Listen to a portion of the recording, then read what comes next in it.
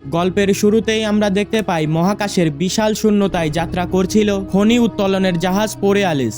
এই জাহাজের মিশন ছিল পৃথিবী থেকে বহু দূরের এক গ্রহ থেকে মূল্যবান খনিজ সংগ্রহ করা। জাহাজের ভেতরে থাকা শত শত অ্যাস্ট্রোনট এবং মাইনাররা দীর্ঘ ভ্রমণের ক্লান্তি এড়াতে হাইবারনেশন পটে গভীর ঘুমে আচ্ছন্ন ছিল। পুরো জাহাজটি তখন পরিচালনা করছিল খুবই অ্যাডভান্স একটা এআই অটোপাইলট সিস্টেম, কিন্তু তাদের ভাগ্যর লেখনটা ছিল অন্যরকম। মহাকাশের বুক চিরে একটা উল্কাপিণ্ডের ঝাঁক বোরেয়ালিসকে সরাসরি আঘাত করে। মুহূর্তের মধ্যেই জাহাজের ফিউল ট্যাঙ্ক ফেটে যায় এবং ভারসাম্য হারিয়ে তা ধ্বংসের মুখে পড়ে।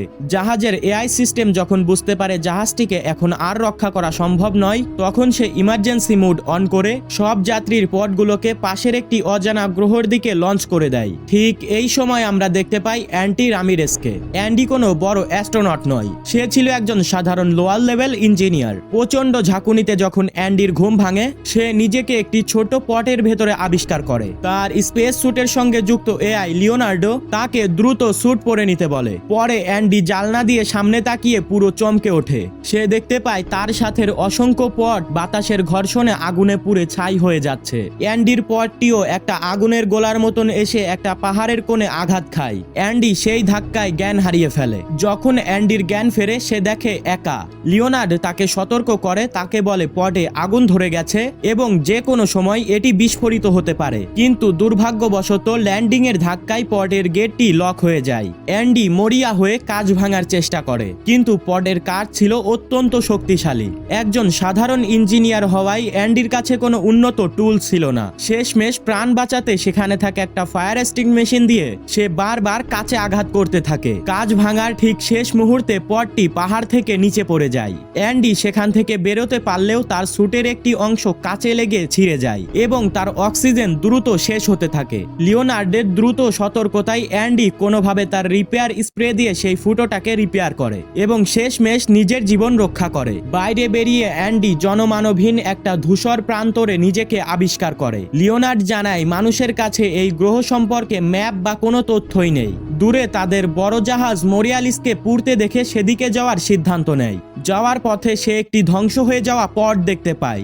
অক্সিজেনের আশায় সে দৌড়ে গেলেও সেখানে শুধু একটা লাশ দেখতে পায়, যার অক্সিজেন সিলিন্ডারটি আগেই ভেঙে চুরমার হয়ে গিয়েছিল। চরম একাকিত্ব এবং মৃত্যু ভয়ে সে যখন ভেঙে পড়ার অবস্থায়, ঠিক তখনই দূরের দিগন্তে একটা চকচকে আলো দেখতে পায় সে। অ্যান্ডি যখন সেই উজ্জ্বল আলোটির কাছে পৌঁছায়, সে দেখতে পায় সেখানে ডুয়াইট নামের একজন অ্যাস্ট্রোনট বেঁচে আছে। ডুয়াইট একা হাতে অনেক যন্ত্রপাতি গুছিয়ে পৃথিবী কিংবা অন্য কোনো গ্রহে সিগন্যাল পাঠানোর চেষ্টা করছে। দুজনের দেখা হওয়ায় অ্যান্ডি স্বস্তির নিঃশ্বাস নেয়, কিন্তু ডুয়াইট তাকে এক ভয়াবহ সত্য জানায়। সে জানায় তাদের কোম্পানি শুধু কয়েক পয়সা বাঁচানোর জন্য তাদের স্পেসশিপটা শর্টকাটে নিয়েছিল, যেখানে উল্কাপিণ্ডের ঝুঁকি ছিল সব থেকে বেশি, আর সেই লোভেরই শিকার হয়েছে শত শত মানুষ। ডুয়াইট আরও জানায় এখান থেকে পৃথিবীতে একটি মেসেজ পাঠাতে 8 মাস লাগবে এবং উদ্ধারকারী দল আসতে সময় নিতে পারে প্রায় 2 বছর। অ্যান্ডি আটকে ওঠে, এতদিন জল এবং খাবার ছাড়া তারা এখানে কিভাবে বাঁচবে। ডুয়াইট তখন একটা নিষ্ঠুর বাস্তবতার কথা বলে। সে জানায় স্পেসশিপের ধ্বংসাবশেষে কিছু সাপ্লাই আছে, আর পরিস্থিতি আরো খারাপ হলে নিজেদের প্রস্রাব রিসাইকেল করে জল এবং প্রয়োজনে মৃতদেহের মাংস খেয়ে তাদের বেঁচে থাকতে হবে। অ্যান্ডি এসব কথা শুনে মানসিকভাবে ভেঙে পড়ে। ঠিক তখনই লাইটের একটি কালেকশন লুজ হয়ে যায়। তখন অ্যান্ডি তা ঠিক করতে নিচু হয়। এক মুহূর্তের অসতর্কতায় ডুয়াইটকে কোনো একটা প্রাণী অন্ধকারে টেনে নিয়ে চলে যায়। অ্যান্ডি উঠে দাঁড়িয়ে ডুয়াইটকে আর কোথাও দেখতে পায় না। সে ভাবে ডুয়াইট হয়তো আশেপাশে কোথাও গিয়েছে। অ্যান্ডি দেখে মেসেজটি রেডি হয়ে আছে, তাই সে দেরি না করে সেটাকে পাঠিয়ে দেয়। এদিকে লিওনার্ড তাকে সতর্ক করে অক্সিজেন প্রায় শেষ। বাঁচার একমাত্র উপায় এখন জাহাজের ধ্বংসাবশেষের কাছে পৌঁছানো। অ্যান্ডি ডুয়াইটের ফেলে যাওয়া ফ্লেয়ার গানটি নিয়ে তার যাত্রা শুরু করে। যাওয়ার পথে সে বারবার রেডিওতে বাকিদের সঙ্গে যোগাযোগ করার চেষ্টা করে। এক সময় যখন সে হাল ছেড়ে দিয়ে চিৎকার শুরু করে, ঠিক তখনই ওপাশ থেকে একটা মেয়ে সাড়া দেয়। তার নাম নাওমি। নাওমি জানায় সে তার পডের ভেতরে আটকে গেছে এবং তার পা একটি ভারী অংশের নিচে চাপা পড়ে আছে। সে তখন অ্যান্ডির কাছে সাহায্য চায়। লিওনার্ড অ্যান্ডিকে বাধা দেয়, কারণ তার অক্সিজেন অত্যন্ত কম এবং নাওমির লোকেশনে যাওয়া মানে নিশ্চিত মৃত্যু। কিন্তু নাওমি যখন জানায় তার কাছে অতিরিক্ত অক্সিজেন ট্যাঙ্কার আছে, অ্যান্ডি ঝুঁকি নিয়ে তার দিকে এগোতে থাকে। রাত গভীর হতে থাকে এবং অ্যান্ডির মনে হতে থাকে কেউ তার পিছু করছে। লিওনার্ডের সিস্টেমে কোনো উন্নত স্ক্যানার নেই, কারণ কোম্পানি খরচ কমাতে এই পুরনো মডেলের এআই স্যুটে ব্যবহার করেছিল। নাওমি বলে লিওনার্ড একটি পুরনো এবং অকেজো সিস্টেম। এগোতে এগোতে অ্যান্ডি মাটির নিচে ছোট ছোট গর্ত দেখতে পায়, যা শেষ পর্যন্ত একটা বিশাল গুহার মুখে গিয়ে শেষ হয়েছে।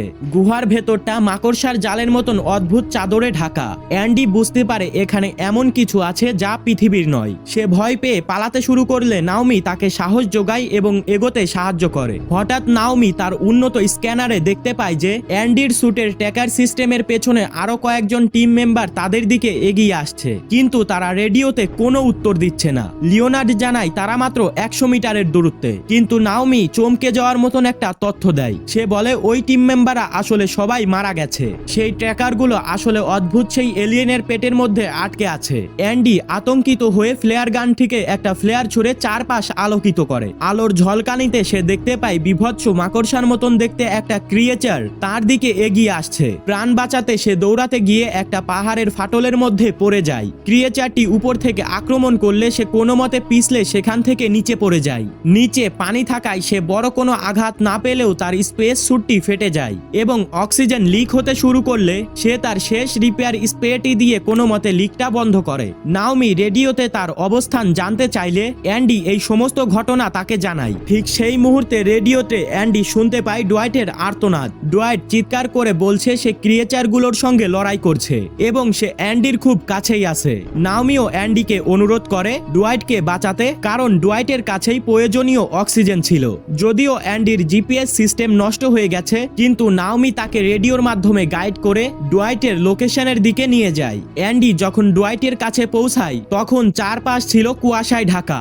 ডোয়াইট অন্ধকার থেকে একটা ফ্লেয়ার গান ছুড়ে নিজের অবস্থান জানায়। অ্যান্ডি তার দিকে দৌড়ে যায়, কিন্তু সেখানকার দৃশ্যটি দেখার জন্য সে মোটেও প্রস্তুত ছিল না। হঠাৎ একটা দানবীয় ক্রিয়েচার ডোয়াইটের উপর আক্রমণ করে এবং তাকে ছিঁড়ে খেয়ে ফেলে। অ্যান্ডি ভয়ে শিউরে ওঠে এবং কাছের একটি পডের পেছনে নিজে লুকিয়ে পড়ে। ক্রিয়েচারটি যখন ডোয়াইটকে শেষ করে ফেলছিল, ঠিক তখনই আরেকটি ক্রিয়েচার অ্যান্ডিকে দেখে ফেলে এবং তার দিকে এগোতে থাকে। অ্যান্ডির হার্টবিটের শব্দ এতটাই বেড়ে যায় যে নিজেই নিজের হার্টবিটের শব্দ শুনতে পাচ্ছিল। অ্যান্ডির মৃত্যু যখন নিশ্চিত, তখনই নাওমি তার বুদ্ধির পরিচয় দেয়। সে অ্যান্ডির পাশের একটি পডের লাইট রিমোটলি চালিয়ে দেয় এবং ক্রিয়েচারটি সেই পডের দিকে ছুটে যায়। অ্যান্ডি সুযোগ বুঝে অন্য একটি পডের ভেতরে গিয়ে লুকায়। নাওমি এবার অন্য একটি পডের লাইট জ্বালানোর চেষ্টা করতে গিয়ে ভুল করে অ্যান্ডির পডটিরই লাইট জ্বালিয়ে ফেলে। মুহূর্তের মধ্যেই ক্রিয়েচারটি আবার ফিরে আসে। পডের ভেতরে একটি নিথর লাশ অ্যান্ডির দিকে চেয়েছিল, আর বাইরে সেই ভয়ঙ্কর ক্রিয়েচার। অ্যান্ডি আতঙ্কে চিৎকার করে নাওমিকে বলে লাইটগুলো বন্ধ করতে, কিন্তু সিস্টেম জ্যাম হয়ে যাওয়ায় লাইটগুলো আর বন্ধ হয় না। বাধ্য হয়ে নাওমি ওই এলাকার সমস্ত পডের লাইট একসাথে চালিয়ে দেয়। ক্রিয়েচারগুলো বিভ্রান্ত হয়ে চারদিকে খুঁজতে থাকে, আর এই সুযোগে অ্যান্ডি তার প্রাণ বাঁচিয়ে সেখান থেকে পালিয়ে যায়। কিছু দূর দৌড়ে গিয়ে অ্যান্ডি একটা অদ্ভুত কুয়াশায় ঘেরা অঞ্চলে ঢুকে পড়ে। সে খেয়াল করে ক্রিয়েচারগুলো তাকে ধাওয়া করা বন্ধ করে দিয়েছে। চারদিকে জোনাকির মতন ছোট ছোট উড়ন্ত কিছু আলো দেখে অ্যান্ডি অবাক হয়ে যায়, কিন্তু এই খুশি বেশিক্ষণ টেকে না। হঠাৎ সেই জোনাকিগুলো লাল হয়ে ওঠে এবং অ্যান্ডিকে আক্রমণ করতে শুরু করে। অ্যান্ডি বুঝতে পারে এই গ্রহের কোনো কিছুই নিরাপদ নয়। তবে তার মনে এক গভীর প্রশ্ন জাগে, ক্রিয়েচারগুলো কি সত্যি এই জোনাকিগুলোকে ভয় পেয়ে চলে গেছে, নাকি আরো বড় কোনো বিপদ ওত পেতে আছে? অ্যান্ডির ধারণাই সত্যি হয়। হঠাৎ মাটি কেঁপে ওঠে এবং মাটির নিচ থেকে এক বিশাল মুখওয়ালা দানবীয় জীব উঠে এসে অ্যান্ডিকে গিলে ফেলে। অ্যান্ডি আস্তে আস্তে সেই দানবের পেটের ভেতর আটকে পড়ে। সে নড়াচড়ার ক্ষমতা হারিয়ে ফেলে। নাওমি ওপাশ থেকে কোনো উত্তর পাচ্ছিল না। অ্যান্ডি যখন প্রায় তার জ্ঞান হারিয়ে ফেলবে, লিওনার্ড তার সেন্সর থেকে বুঝতে পারে অ্যান্ডি শকড হয়ে গেছে। সে তখন অ্যান্ডিকে বাঁচাতে তীব্র একটি ইলেকট্রিক শক দেয়। সেই শকের ধাক্কায় দানবটি অ্যান্ডিকে উগলে ফেলে দেয়। অ্যান্ডি তখন একটা গুহার মধ্যে ঢোকে, কিন্তু সেখানেও ছিল সেই ভয়ঙ্কর জোনাকিদের দল। অ্যান্ডি তখন কোনো মতে জোনাকিদের আক্রমণ এড়িয়ে সেখান থেকে বের হয়। লিওনার্ড তখন অ্যান্ডিকে জানায় তার অক্সিজেন মাত্র 3% বাকি আছে। এই অবস্থায় নাওমির কাছে পৌঁছানো প্রায় অসম্ভব। নাওমিও তাকে জানায় নিজের প্রাণ বাঁচাতে সে যেন সরাসরি সেই শিপের ধ্বংসাবশেষের কাছে চলে যায়, কিন্তু অ্যান্ডি ছিল একমত। সে বলে আমি তোমাকে একা মরতে দেব না, কারণ সে জানে ক্রিয়েচারগুলো এখন সবগুলো পটে আক্রমণ করা শুরু করেছে। অক্সিজেনের অভাবে অ্যান্ডির ফুসফুস যখন ফেটে যাচ্ছিল, ঠিক তখনই সে নাওমির পডের কাছে গিয়ে আশ্রে পড়ে। নাওমি দ্রুত পডের দরজা খোলে, অ্যান্ডির দিকে একটি নতুন অক্সিজেন সিলিন্ডার সিলিন্ডার ছুড়ে দেয়। দীর্ঘক্ষণ মৃত্যুর সঙ্গে লড়াই করার পর একরাশ তাজা অক্সিজেন টেনে নেওয়ার পর অ্যান্ডি যেন নতুন জীবন পায়। নাওমির পডের কাছে পৌঁছে অ্যান্ডি দেখে তার পা খুব বাজেভাবে আটকে আছে। আশ্চর্যের বিষয় হলো নাওমির ইমার্জেন্সি কিট চেক করতেই অ্যান্ডি দেখতে পায় সেখানে সব আধুনিক এবং স্পেশাল টুল আছে যা কোম্পানি অ্যান্ডিকে দেয়নি। সেই টুলগুলো ব্যবহার করে অ্যান্ডি নাওমিকে উদ্ধার করে। নাওমির পায়ে আঘাত পাওয়ায় সে ঠিক মতন হাঁটতে পারছিল না, তাই অ্যান্ডি একটি রড দিয়ে তার পায়ে সাপোর্ট তৈরি করে দেয়। নাওমি কৃতজ্ঞতার সঙ্গে অ্যান্ডিকে ধন্যবাদ জানায়, কারণ অ্যান্ডি না থাকলে আজকে সে ওই পডেই মারা যেত। কিন্তু তাদের সুখ বেশিক্ষণ কপালে সয় না। হঠাৎ চারপাশ থেকে ক্রিয়েচারগুলো তাদেরকে ঘিরে ফেলে। দুজনে মরিয়া হয়ে মূল শিপের ধ্বংসাবশেষের দিকে দৌড়াতে থাকে। নাওমি যখন ব্যথায় আর দৌড়াতে পারছিল না, সে তার এআইকে নির্দেশ দেয় পায়ে সরাসরি পেন কিলার ইনজেক্ট করতে। ওষুধের প্রভাবে সে দ্রুত ঠিক হয়ে গেলেও শিপে পৌঁছানোর ঠিক আগ মুহূর্তে সে হোঁচট খেয়ে পড়ে যায়। ক্রিয়েচারগুলো যখন তাদের ঘাড়ের উপর চলে আসে, তখন নাওমি তার ফ্লেয়ার গান থেকে আলো ছুড়ে ক্রিয়েচারগুলোকে বিভ্রান্ত করে। এই বুদ্ধি কাজে লাগিয়ে তারা শিপের ভেতরে ঢুকে পড়ে। শিপের ভেতরে তারা দেখে ব্যাকআপ জেনারেটর চালু থাকায় শিপের ভেতরে আলো জ্বলছে। কিন্তু এই আনন্দ বেশিক্ষণ স্থায়ী হয় না। তারা মেঝেতে টাটকা রক্ত এবং ছিঁচড়ে নিয়ে যাওয়ার চিহ্ন দেখে অবাক হয়ে যায়। তারা ভয়ে ভয়ে সামনে এগোয়। সেখানে ছিল এক ভয়ঙ্কর ক্রিয়েচার। অ্যান্ডি আর নাওমি চুপচাপ এক অন্ধকারে লুকিয়ে পড়ে। তারা দেখতে পায় ক্রিয়েচারটি ডুয়াইটের চিবিয়ে খাওয়া হাড় এবং তার হেলমেটটি উগলে ফেলছে। ভয়ে কাঁপতে কাঁপতে নাওমির হাত থেকে কিছু একটা পড়ে শব্দ হয়, আর ক্রিয়েচারটি তাদেরকে দেখে ফেলে। প্রাণ বাঁচাতে তারা একটা এয়ারলক চেম্বারে ঢুকে গেট আটকে দেয়। কিন্তু বিপদ আরো বেড়ে যায়, কারণ এয়ারলকের বাইরের বাটনটি বাইরেই রয়ে গেছে। ভেতর থেকে খোলার কোনো উপায় নেই। তারা এক মরণ ফাঁদে আটকে গেছে। মৃত্যু যখন দরজায় কড়া নাড়ছে, অ্যান্ডি তখন তার জীবনের গোপন ট্রমার কথা নাওমিকে বলে। সে জানায় তার স্ত্রী এবং ছেলে একটা গাড়ি দুর্ঘটনায় মারা গিয়েছিল এবং সেই গাড়িটি অ্যান্ডি নিজেই চালাচ্ছিল। নিজেকে অপরাধী মনে করা অ্যান্ডিকে নাওমি সান্ত্বনা দেয়। দুজনই জীবনের শেষ মুহূর্ত ভেবে একে অপরকে জড়িয়ে ধরে বিদায় জানায়। তখনই অ্যান্ডির চোখে পড়ে তার স্যুটে আটকে থাকা সেই উজ্জ্বল জোনাকিগুলো। সে সেগুলো ক্রিয়েচারের দিকে ছুড়ে দেয়। জোনাকিগুলো লাল হয়ে ক্রিয়েচারকে আক্রমণ করলে সেই সুযোগে তারা বাইরে বেরিয়ে আসে। লড়াই চলাকালীন অ্যান্ডি একটি রিপেয়ার স্প্রে ক্রিয়েচারের মুখে ছুড়ে দেয়, কিন্তু দানবটি ছিল নাছোড়বান্দা। অ্যান্ডি তখন একটি পাগলাটে পরিকল্পনা করে। সে দেখে কার্গো এরিয়ায় কিছু পড এখনো লাঞ্চিং পডে ঝুলে আছে। সে ঠিক করে একটি পড লঞ্চ করে সরাসরি ক্রিয়েচারের সঙ্গে ধাক্কা খাওয়াবে। অ্যান্ডি উপরে উঠে যায় এবং নাওমিকে বলে